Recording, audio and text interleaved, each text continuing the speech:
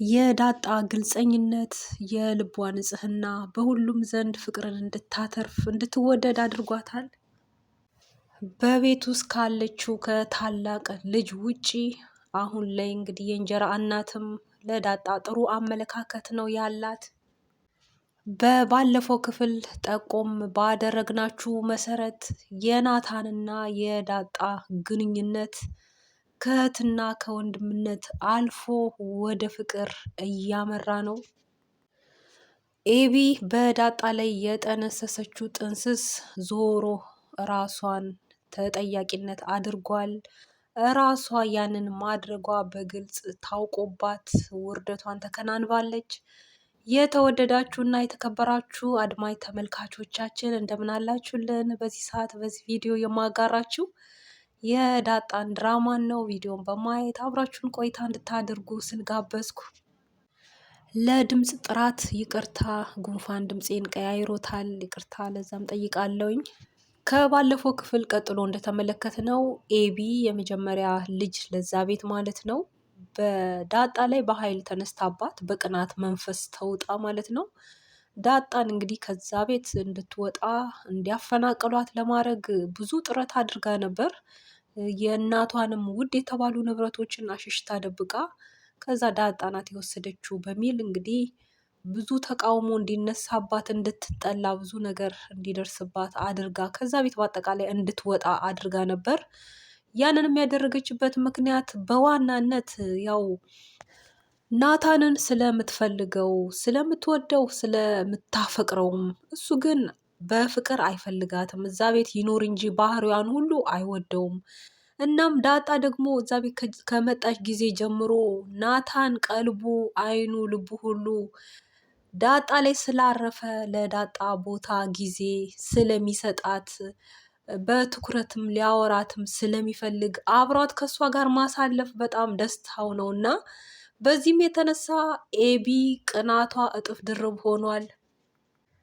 እናም ከዚህም የተነሳ እንግዲህ ያንን ንብረት አሽሽታ በዳጣ ላይ ነገር እንዲመጣ አድርጋ ነበር። አልተሳካም። ራሷ በራሷን ያንን ነገር ማድረጓ ተጋልጦ እንግዲህ ይቅርታ እንድትጠይቅም አባቷ አድርጎ ነበር። እንግዲህ በዚህ ሰዓት እሷም በጣም ነው ኮምሽሽ ያለችው። የሰራችውን ስራ ልትክድም ብትሞክር የማይሆን ነገር ነው። አባቷም ያው ራሷ እንዳደረገች በእርግጠኝነት የሚያውቀው እንደሆነ እንዳትክድ አድርጎ ስለጠየቃት ያው መካድም አልቻለችም። ያው ለዛም ስራዋ ይቅርታ ጠይቃ ነበር። ዳጣንም ይቅርታ እንድትጠይቅ አድርጎ ነበር። ሆኖም ግን ያው ወላጅ ስለሆነ ለእናቱም ደብቆ ያው እኔ ነኝ ከአንድ ቦታ ወደ አንድ ቦታ ያደረኩት ብሎ ነው ያለው። ያን ማለቱ ደግሞ ለኤቢ እንደገና ፊት የሚሰጥ ነገር አይነት ሆነና እንደገና ደግሞ ኩምሽሽ ካለችበት እንደገና አፏን ከፍታ ለመናገርም ድፍረት ሆናትና አሁንም ቢሆን የዳጣን እዚህ ቤት መሆን አልፈልግም ብላ እየተቀናቀነች ነው። ለእናቷም ይሄንን እያቀረበች ነው። እናቷ ግን ያው ባለቤቷ ካሳመናት በኋላ ዳጣ የጓደኛው ልጅ እንደሆነች ለጊዜው እዚህ እንድትሆን እንዲህ እንዲያ ብሎ እውነቱን በግልጽ ስላስረዳት ስላሳመናትም ያው ባሏ ስለሆነ እሺ ብላ እንግዲህ ተቀብለው ተግባብተዋል ኦልሬዲ። ስለሆነም ይቺ ልጅ ደግሞ በጎን እንግዲህ እናቷ ጋር ተቃውሟን እያቀረበች ዳጣ ከቤት እንድትወጣ ምክንያቱም ብላ እንግዲህ ናታንን ትቀርበዋለች። ናታን ጋ ነው ውሎ አዳሯ። እሱ ፍራሽ ላይ የተገላበጠች ነው። ይሄኔ አብረው ናቸው፣ ይሄኔ እንደዚህ እያደረጉ ነው እያለች ወሬዋ ሁሉ ከእናቷ ጋር ይሆኗል። እናቷም ያው ቀንተሽ ነው ቅናት ቢጤ ነው ምናምን እያለቻትም ያው ልታረጋጋትም ብትሞክር እሷ ግን የምትረጋጋ አይደለችም። እናቷ ደግሞ በጭራሽ ነግሬያታለሁ እሱ ጋርም እንዳትቀርብም እናም በልኩ እንድትሆን ነግሬያታለሁም ብትላትም እንግዲህ ኤቢ ግን አሻፈረኝ ብላ ነይ ካላመንሽኝ ብላ እንግዲህ በግድ እጇን ጎትታ ይዛት ሄዳ በዛን ሰዓት እንግዲህ ናታንና ዳጣ ቤት ውስጥ ሆነው እያወጉ የሆድ ወዳጃውን እየተጨዋወቱ ዳጣን እንግዲህ ናታን ሲጀመር ሲያያትም ያው ቀልቡ ለካ አርፎባታል እና ያው ወዷታል፣ በፍቅርም ወዷታል ማለት ነው። በእህትነትና በወንድምነት የጀመረው እንግዲህ ፍቅር ውስጡ ዘርቶ ኖሯል። እናም ብቸኛ መሆኗን ጓደኛ እንደሌላት ወንድ የማታውቅ መሆኗን እንደዚህ ያለውን ዲቴል ከተረዳ በኋላ እሱ ደግሞ እንደዚህ አይነት ሰው ምርጫው ስለሆነ እንግዲህ ውሎ አድሮ እንግዲህ ዳጣ ከምታመልጠው ከወዲሁ እውነቱን ልንገራት እንደማፈቅራት ብሎ ወስኖ አሁን ላይ ዳጣም ሆነ እሱም በሰው ቤት በዚህ ሂደት ላይ ቢኖሩም ቢሆኑም ነገር ግን ነገ ላይ እንግዲህ በነጋቸው ህይወታቸው ላይ እሷ የእሱ እንድትሆን አጥብቆ ስለተመኘ ስለፈለገ እንግዲህ ሊያገባትም ያው አብሯት በዘለቄታው ሊኖርም ስላሰበ ከወዲሁ እንዳታመልጠው ያው የእሷ ለማድረግ እንደሚወዳት እንደሚያፈቅራት እየነገራት እያለ ይህንን የሆዳቸውን እየተነጋገሩ እያለ እንግዲህ ይቺ ኤቢ እናቷን ይዛ መታ በር ላይ ተለጥፈው እያደመጡ ነበር። እናም ዘልቀው ገብተው ነበር። እንግዲህ ሲገቡም ያው እነሱ ፍራሽ ላይ ቁጭ ብለው እያወጉ ነው። ተመልክተዋቸው በጣም በመደናገጥ ሁኔታ ውስጥ ሆነው ያው ቃልም አላወጡም ወይ ምንድነው የምታደርጉትም አላሉም። እንግዲህ በቀጣይ ነው በዚህ ዙሪያ እንደ ፍጥርጥሩ አድርገው የሚናገሯቸው። ያው የኤቢ እናትም ያው ለልጇ ነው ናታንን ለልጇ ነው የምትፈልገው ከልጇ ጋር እንዲሆን ነው የምትፈልገው እንጂ ከዳጣ ጋር አብሯት እንዲሆን አይደለም። በእህት በወንድምነትም ብዙ እንዳይቀራረቡ ነው የምትፈልገው አይደለም በፍቅር አብሯት እንዲሆን። ስለዚህ እንግዲህ በቀጣይ እንግዲህ የኛ ግምት ናታን ያው እነሱ ቢያርቁትም ከዳጣ እንዲርቅ አብረው እንዳይሆኑ ቢፈልጉም ያው ከዛ ቤት ይወጣል እንጂ ዳጣን ያው እንደማይተው እንደዛ ነው ግምታችን። ምክንያቱም ይወዳታል። እውነተኛ ፍቅር ሰው ካለው ሲቀጥል ለመማርም ነው እዛ ቤት እሱ የተቀመጠው የደህና ቤተሰብ ልጅ እንደሆነ ነው ሲናገሩ የተሰማው። ስለሆነ ምንም አይገደውም። ያው በውጭ ቢማር በውጭ ቢቀመጥ ህይወቱ እንዳይበላሽ ወጣትም ስለሆነ እዚህ ቤት ተቀምጦ ቢማር ያው የዳጣ አባት ለሱ አባት ምንድነው ጓደኛሞች ስለሆኑ እሱ ጋር ተቀምጦ እንዲማር ያደረጉት ሴፍ እንዲሆን ስለሆነም ነው እንጂ የሌላ የኢኮኖሚ ምንም አይነት ችግር ስለሌለበት እንግዲህ ዳጣን በምንም አይነት ሁኔታ እንደማይተዋት ነው ምን ገምተው።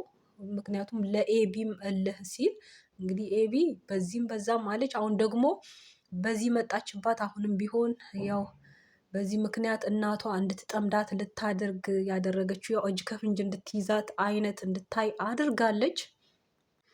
ዳጣ ግን ናታንን ብትቀርበውም እሱም የቀረበችበት ምክንያት መልከ መልካም ሰው ነው፣ ልቡ ንጹህ የሆነ ሰው ነው። እንዲሁም ስታየው እሷንም አቀረባት። በቃ ንጹህ የሆነ ሰው እንግዲህ ንጹህ የሆነውን ሰው ይረዳል። በዛ ሁኔታ እንግዲህ ተቀራረቡ እንጂ ዳጣም ለፍቅር አስበው አልነበረም ሲጀመርም። ከዚህም በፊት እንግዲህ መጽሐፍ ሊገዙም ሄደው ሲመለሱ ያው አለባበሷን አይቶ በጣም ታምሪያለሽ፣ ቆንጆ ነሽ እያላትም ነበር። እንደገናም ደግሞ የመጀመሪያ ጊዜም አባቷ ልብስ ገዝቶላት ነጭ ልብስ ለብሳም ወደ ቤት በገባች ጊዜ አይቶ ዋው እያለ ነበር በእነሱ ፊት ራሱ እና በጣም አምሮባቸዋል እያለ ፎቶ ሁሉ ሲያነሳቸው ነበር። ምንም አላገደውም የእነሱ መኖር እዛ ጋም በቃ ምክንያቱም እውነቱን ነው የተናገረው፣ የውስጡን አልደበቅም። በውስጡ ደግሞ ምንም ክፋት የለም ንጹህ የሆነ ፍቅር ነው እንጂ እና ስለሆነም አሁን ላይም እንግዲህ ቢሰሙትም ያው እንዳይሰሙት ቢፈልግም ኦልሬዲ ከሰሙ ምንም ደብቆ ከዳጣ ሊርቅ ይችላል ብለን አንገምትም። እንግዲህ ዳጣ ቤተሰቦቿን አግኝታለች። ቤተሰቦቿን ካገኘችን በኋላ እንግዲህ የተለያየ ፈተናዎች እንደዚህ እየገጠማት ነው። ሲቀጥል አሁን የዳጣ ጥያቄ የእናትነት ጥያቄ ነው። እዛ በቤት ውስጥ ያለችው ሰራተኛዋ ደግሞ የዳጣ እናት እንደሆነች ነው ከጅምሩም የገመት ነው። እስካሁን ድረስ ግን ምንም አይነት ፍንጭም ለዳጣ አልሰጠቻትም። ግን እናት የለሽም ወይ እያለቻት ዳጣንም ስትደባብሳት ጥሩ ፍቅር ለዳጣም ስትሰጣት ነው የተመለከት ነው። ማለትም በቃ እንዲሁ ዳጣን አቅርባት ማለት ነው እንጂ ልጇ መሆኗን አላወቀችም። ዳጣም እናቷ መሆኗን አላወቀችም። ነገር ግን አባት ያውቃል። እዚህ ጋር እውነቱ አባት ጋር ነው ያለው።